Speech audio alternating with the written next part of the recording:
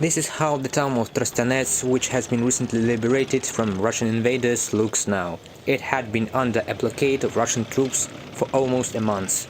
Putin's army shelled the town using all kinds of weapons. Dozens of destroyed Russian army vehicles, including tanks and heavy artillery, were either abandoned behind by the retreating forces or destroyed.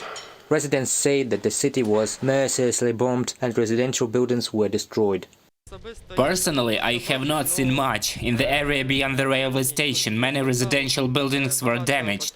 Personally, 3 missiles flew into my place. Now Ukrainian soldiers are checking the occupiers' abandoned vans. The state emergency service personnel are removing boxes of ammunition from the streets. Residents say that during the day, the Russian soldiers shot at residential neighborhoods and at night they went door to door and took food from people. What happened here? Our entire town was occupied by, as we call them, orcs or Russians. In this square there were tanks. Beyond this building, after the bus station, there was artillery, and here were the militias of the so-called Donetsk and Luhansk People's Republics. In the evenings they came to us, to our houses and our basements, and stole our pickles, potatoes, lard and cucumbers. Active fighting took place in Trostianets for about a month. As a result, the population is facing a humanitarian crisis. As you can see, there were battles here over the past months. Projectiles were flying cover and people were saying they were frightened. They were left without food and water. There was a horrible humanitarian situation. Now that there are no flyovers or shellings in the last 3 days, perhaps it is getting better. Local emergency services were able to arrive, and we will do everything in our power to help them. We will follow the situation and do our best to help the people.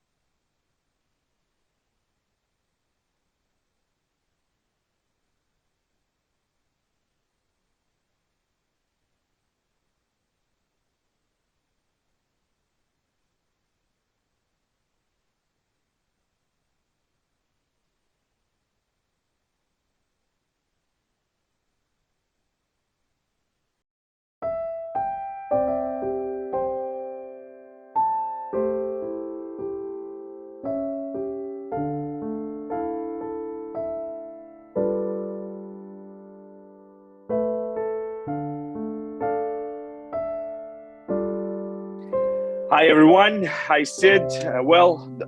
This is the 7th day of the war, real war, which is taking place in the nation of Ukraine with all its consequences, devastation, destruction, death, casualties.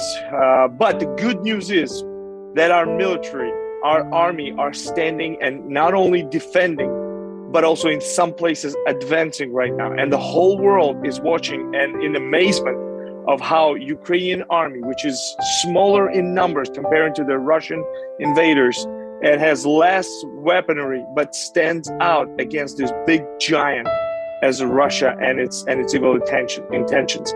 So of course, every war has its worst part of it. It's lost life, people in confusion, refugees. They're now hitting and shooting missiles into residential areas, destroying buildings, destroying schools. In Kiev only, over 150,000 people sleeping in the subway. And in the last 7 days of the war, over 47 children were born in the subways. Despite of the death, war, devastation, and calamity, life are there. Kids are being born in subways, in hidings there. So, yeah, that's what's happening right now. It's a real war. Well, I've known several stories in the last few days, and this is really a miracle. You know, we all know and we all heard the stories of the great, immense Russian army that is so in such a rise. But what's happening now is people praying. And all of a sudden we hear the stories that Russian tanks stop in the middle of the field or somewhere near the Ukrainian village, and they ran out of diesel, ran out of gas. And this is really amazes me because these guys were preparing for this war for many, many months.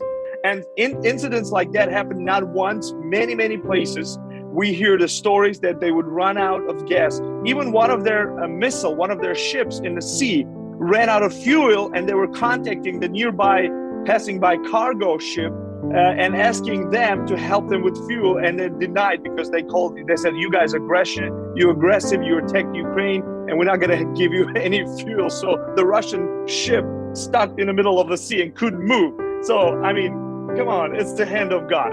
You know, another tremendous miracle I received from one of the soldiers. He's an officer, he's a lieutenant in Ukrainian army, and he's a brother from our church in Odessa.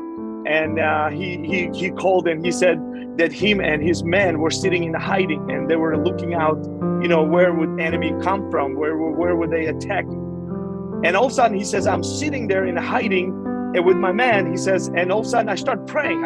He said, I felt the urgency to pray right now. So he started praying and he heard God speaking to him, and he said, Nazar, that's his name, Nazar, take your men and leave this place right now, this very location. And as soon as they did it, as soon as he himself and his men relocated to another hiding place, rockets and fire was opened on that spot, and that very spot was bombed and destroyed. So it's amazing how God does miracles and protects. And all the men who were there with him, they before they were not really, you know, listening to the word of God. They were not really paying attention to what he was saying about Jesus.